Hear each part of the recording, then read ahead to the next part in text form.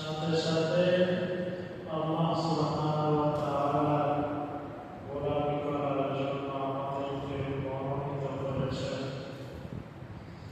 আল্লাহ রাব্বুল ইজ্জতের মহান হুকুম সালাতুল জুমা নামাজ আদায় করার লক্ষ্যে দুনিয়ার সকল কাজ থেকে ফারিগ করে দুনিয়ার সকল ব্যস্ততাকে উপেক্ষা করে দিয়ে রব্বুল ইজ্জতের ডাকে সাড়া দেওয়ার জন্য রব্বুল ইজ্জতের ঘর মসজিদ, এই মসজিদে আসা বসা এবং দ্বীনি কিছু কথাবার্তা বলা ও শোনা তৌফিক দান করবেন।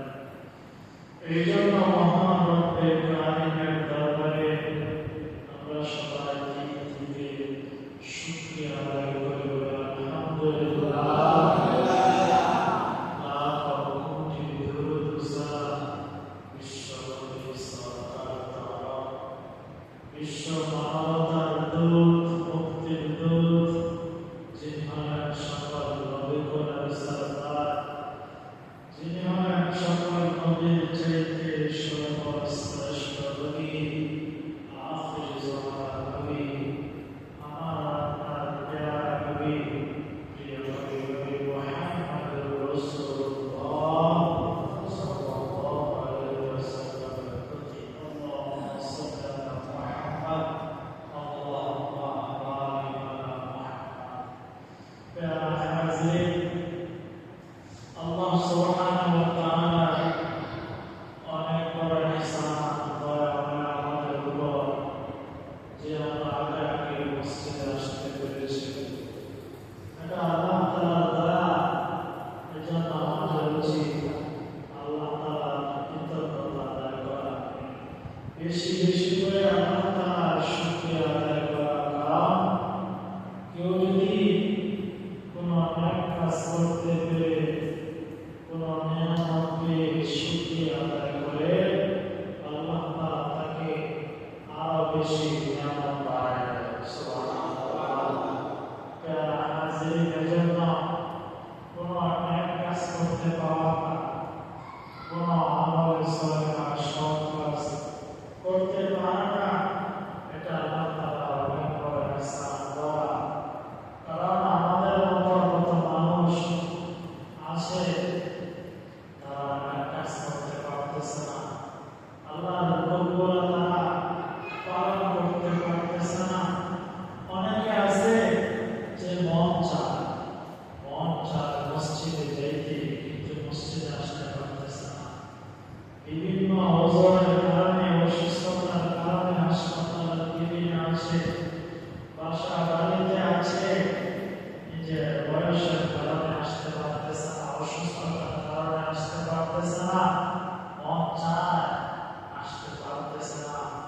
আল্লাহ তাআলা আমাদেরকে কত বড় ইহসান করেছেন যে আমরা আল্লাহ তাআলার গোলামি করতে পারতেছি, যে আল্লাহ তাআলার কুদরতি পায়ে আমরা সিজদা দিতে পারতেছি।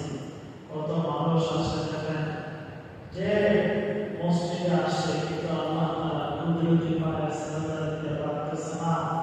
দেশের চেয়ারে বসে বসে নামাজ পড়া লাগে, চেয়ারে বসে বসে সে সিজদা দেয় ইশারা, কিন্তু বৈশা যদি করে আল্লাহ তাআলার কুদরতি পায়ে সিজদা, এই সিজদা দিতে কি পারতেছে না। আমাদের কাছে আমরা জানি আল্লাহ তাআলা আমাদের উপর কত বড় ইহসান করছেন যে আল্লাহ তাআলার কুদরতি পায়ে আমরা সিজদা দিতে পারতেছি, আল্লাহ তাআলার গোলামি করতে পারতেছি। এই জন্য সব সময় বেশি বেশি শুকরিয়া আদায় করা।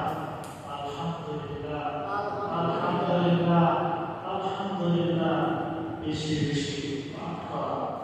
প্যারা হাজিরিন, আমরা আলোচনা করতেছিলাম যে গত সপ্তাহে আলোচনা করেছিলাম যে নবীজি সাল্লাল্লাহু আলাইহি ওয়াসাল্লাম মক্কা থেকে মদিনার দিকে হিজরত করেন। গায়ে সুরে 3 দিন থাকার পর 3 দিন 3 রাত্রে থাকার পর নবীজি মদিনার দিকে রওনা করেন।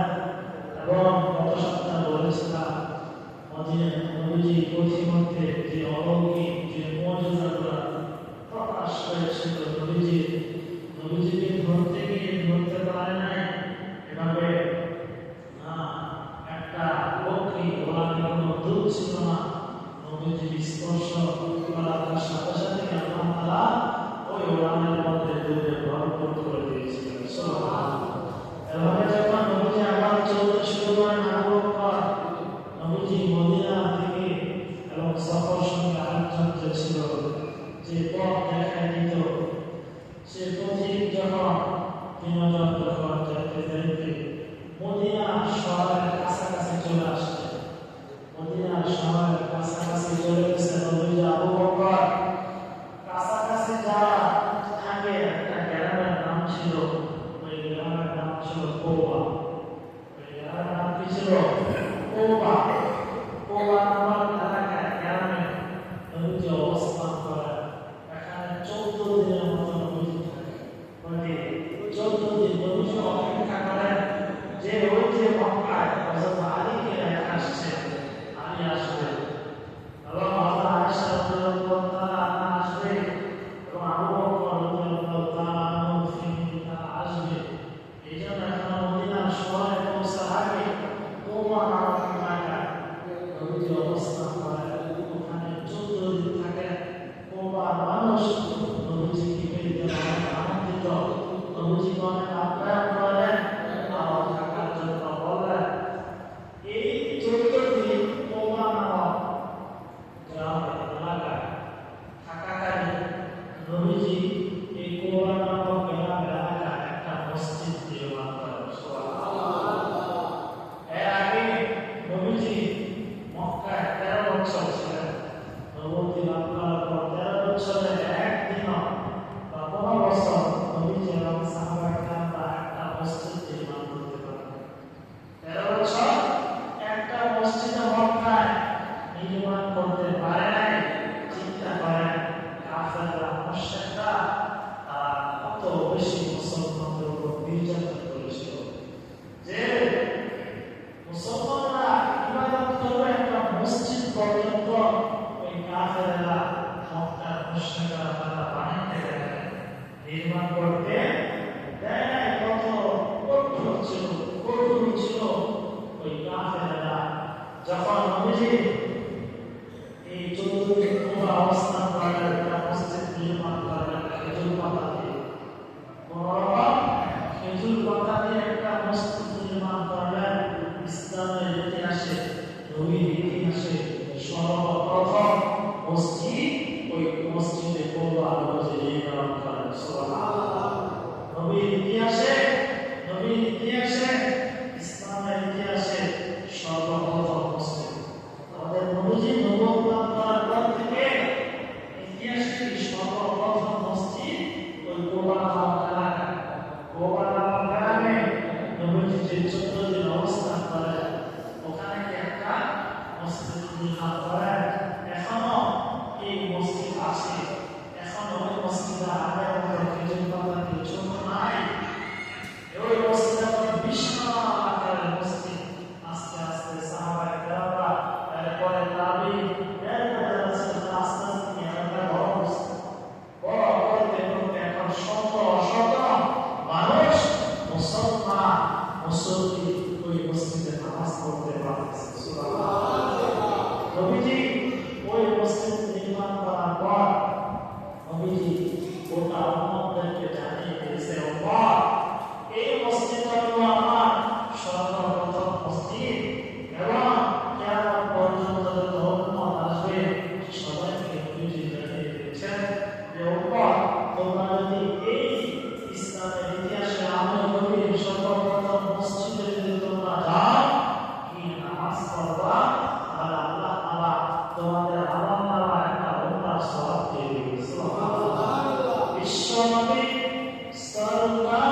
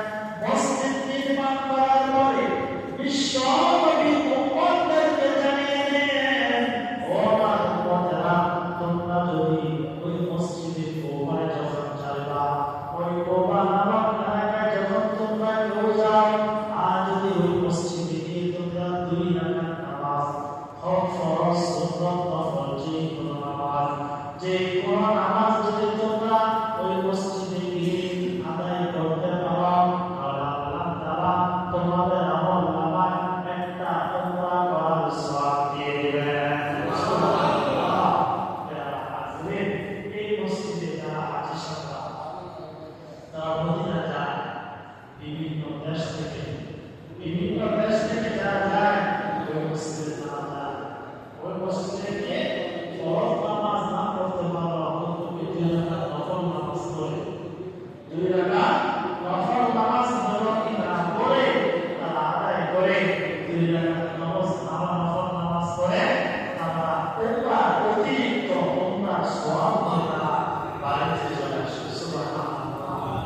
ওই মসজিদ নির্মাণ করার পর 14 দিন থাকার পর এবার নবীজি মদিনা থেকে রওনা করেন, মদিনা শহরের দিকে নবীজি রওনা করেন। ওই দিকে মদিনাবাসী তারা অনেক আগ থেকে তারা প্রস্তুত যে নবীজি মদিনা আসতেছে, তারা শুনতেছে যে নবীজি বিশ্ব নবী মদিনার দিকে আসতেছে, তারা প্রস্তুত, তারা আনন্দে উৎফুল্ল যে নবীজি আসতেছে। এই জন্য তারা অনেক দিন ধরে প্রতিদিন তারা বস্তু মদিনার বাহিরে যে গেট দিয়ে ঢুকবে, শত শত মদিনাবাসী, শত শত যুবক, শত শত কিশোর শিশু তারা কি ওই মদিনার বাহিরে যে রাস্তা দিয়ে ঢুকবে ওই রাস্তায় তারা প্রতিদিন অপেক্ষা করতে। সুবহানাল্লাহ। যে নবীজি আসবে, নবীজিকে তারা ইস্তেকবাল করবে, নবীজিকে তারা স্বাগত জানাবে। তারা প্রতিদিন যেত পরামর্শ রৌদ্রের পক্ষ রৌদ্র আবার চলে আসতে বাড়িতে অনেকদিন যেত। একদিন যখন তারা দুপুরবেলা হলো সকল মানুষ ওই জায়গায় উপস্থিত, লাইন করে সারিবদ্ধভাবে উপস্থিত, তখন রৌদ্র দুপুরবেলা সবাই বাড়িতে ফিরে আসতেছে। এমন সময় হঠাৎ করে এক ব্যক্তি দেখতেছে যে দূর থেকে রৌদ্রের উপরে আরাম করে 2-3 জন ব্যক্তি আসতেছে।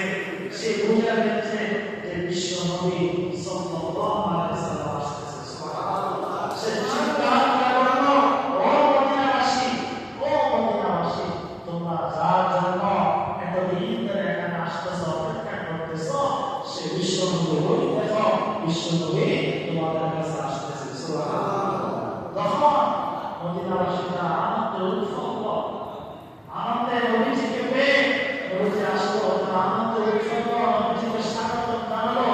তখন সকল মদিনার যুবকেরা, সকল পুরুষেরা তারা ঘর থেকে বের করে আসে, নবীজিকে স্বাগত জানালো। মহিলারা তারা সাথে থেকে তারা নবীজিকে দেখতেছে। এমনি ভাবে ছোট ছোট কিশোর, ছোট ছোট বাচ্চারা তার নবীর শানে তারা নাম পাঠ করতেছে, তারা নবীর শানে গান গাইতেছে। যে গান আমরা বলি, তলাল বাদু আলাইনা মিন তানিয়াতি লুগাই ওয়াজাবা শুকরু আলাইনা ওয়া লিল্লাহি দাই। এই যে এটা আমরা বলি, এটা যখন নবী মদিনায় প্রবেশ করে ছোট ছোট বাচ্চারা মদিনায়, তখন কি নবীর শানে তারা কি কবিতা আবৃত্তি করতে থাকে। সুবহানাল্লাহ। তখন নবীজি যে ওটের উপরে আরাম করে মদিনায় ঢুকছে, মদিনার সবাই চাইতেছে থেকে নবীজিকে তারা তাদের বাড়িতে দিবে, তাদের ঘরে নেবে। কারণ মদিনাবাসী তারা জানে যে আমার ঘরে যদি নবীজি যায় তাহলে আমার সৌভাগ্য বেড়ে যাবে। সবাই চাইতেছে এই জন্য কেউ নবীজি ওটের লাগাম ধরে আমার বিকাশে, কেউ নবীজির ওটের রশি ধরে যে তার বাড়িতে আসতো। সবাই চায় নবীজি যখন তাদের বাড়িতে কি করে অবস্থান করে থাকে,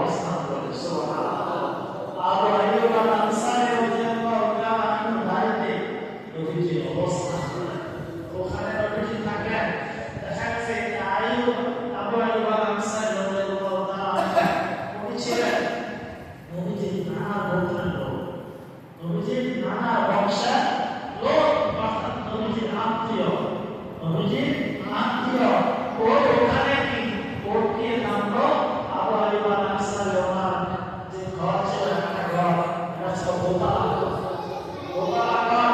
তখন আবু আইয়ুব আল আনসারী বলতেছে, ইয়া আল্লাহর রাসূল, আপনি উপরে থাকেন, আমি নিচে থাকি। আপনি উপরে থাকবেন, আমি নিচে থাকি। হযরত আবু বকর উপরে থাকেন, নবী বলল, না, আমি নিচে থাকবো, কারণ কত সাহাবীরা আসবে আমার সাথে সাক্ষাৎ করতে, নিচে থাকা নাকি উত্তম মনে করি।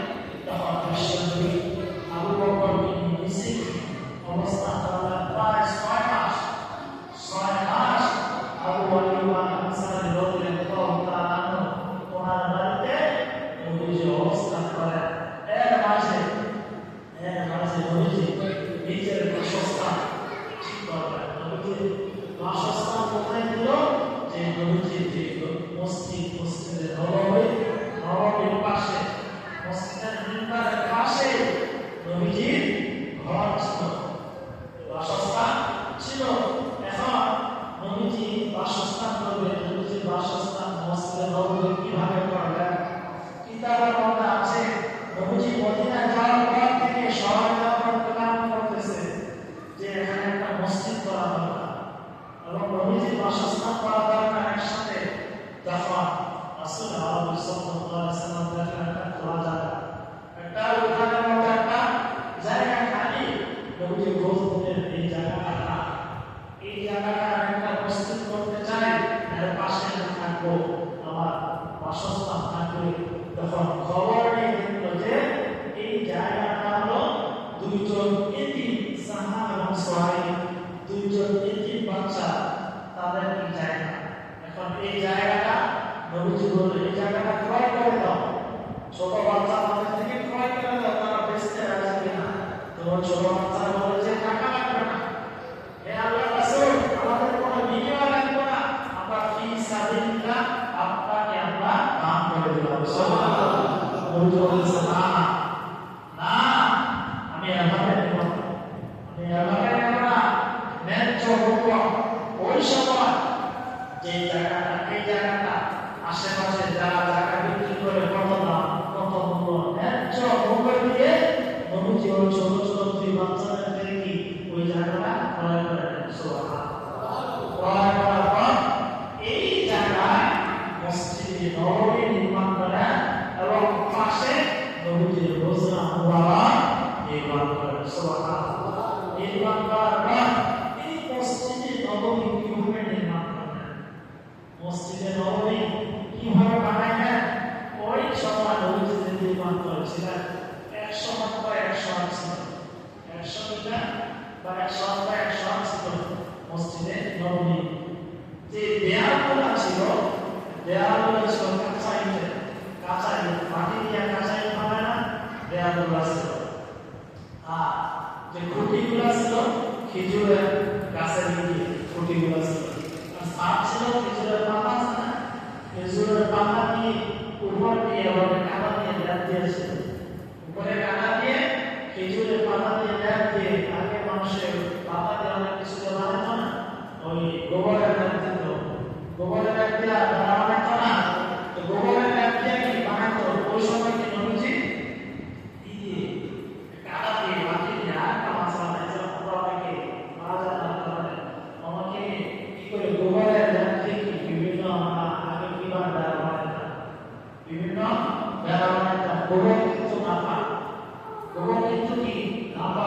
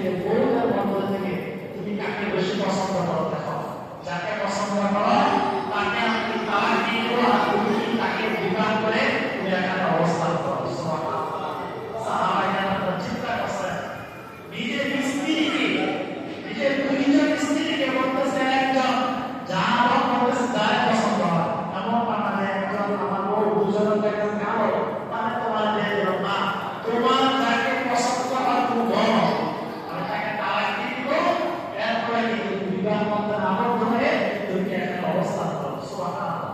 সাহাবায়ে কেরামদের দেখছেন, সাহাবায়ে কেরামদের এই জন্য তো সাহাবায়ে কেরামদের এত মর্যাদা, নিজেদের এত ধর্মাত্মা একটা অর্থে দিয়ে দিয়েছে এবং নিজের স্ত্রী দুজনের মধ্যে একজন নিয়ে দিতেছে। তখন ওই সাহাবী আব্দুর রহমান আউফ উনি বলতেছে, শুকরিয়া শুকরিয়া, আপনি যে বলছেন এই জন্য আপনাকে অনেক ধন্যবাদ, অনেক শুকরিয়া।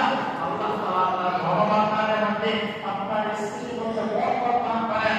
আমার কিছু লাগবে না, আমার কি কিছু লাগবে না, আমার কিছু লাগবে না, আপনি শুধু আমাকে দেখাই দেন, আপনি শুধু আমাকে দেখাই দেন যে আপনাদের মদিনার মধ্যে বাজার কোনটা, বাজার কোনটা আছে, যে ব্যবসা বাণিজ্য করে বাজার কোনটা আমাদের দেখাই দেন। তখন ওই আনসার সাহাবী দেখা গেছে যে তাইমুকা নামক বাজার, ওখানে কি আমরা ব্যবসা বাণিজ্য যা কিছু ওখানে করি, ব্যবসা থেকে সব কিছু করি। তখন আব্দুর রহমান একটা আও সে বাজার চলে গেছে, বাজার যাওয়ার পরে প্রথমত কিছু বিক্রি করছে, কিছু পরে কিনছে, কিনা বিক্রি করছে, কিছু লাভ হয়েছে।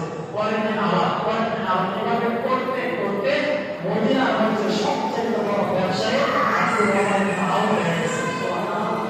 আল্লাহ তাআলা আব্দুর রহমান ইবনে আউফকে এত ধনবান দিয়েছে, এত সম্পদ দিয়েছে, যত ধনবান দিয়েছে সব কিছু আব্দুর রহমান ইবনে আউফ আল্লাহর রাস্তায় দান করে দিয়েছে। সুবহানাল্লাহ। আর মদিনায় সবচেয়ে বড় বড় ব্যবসায়ীদের মধ্যে থেকে একজন ছিল আব্দুর রহমান ইবনে আউফ, যে খালিয়াতে গেছে, যে খালিয়াতে গেছে সে কি এখন কি মদিনার মধ্যে সবচেয়ে বড় ব্যবসায়ী গেছে। ওই সময় নাম করা বর্তমানে পৃথিবীতে যত বড় বড় ব্যবসায়ী আছে, ইলন মাস্ক বলেন আর কত আছে এদের নাম, যে বিবাদটা সবচেয়ে বড়, কিন্তু ওই সময় আব্দুর রহমান ইবনে আউফ ওই সবচেয়ে বড় ব্যবসায়ী ছিলেন। সুবহানাল্লাহ। এভাবে আনসার সাহাবারা মুহাজির সাহাবীদেরকে নামকে হেল্প করেছিলেন, সাহায্য সহযোগিতা করেছিলেন। হাজির ছিল আলোচনা, ইনশাআল্লাহ সামনে আরো আমাদের প্রিয় নবী মদিনায় গিয়ে যে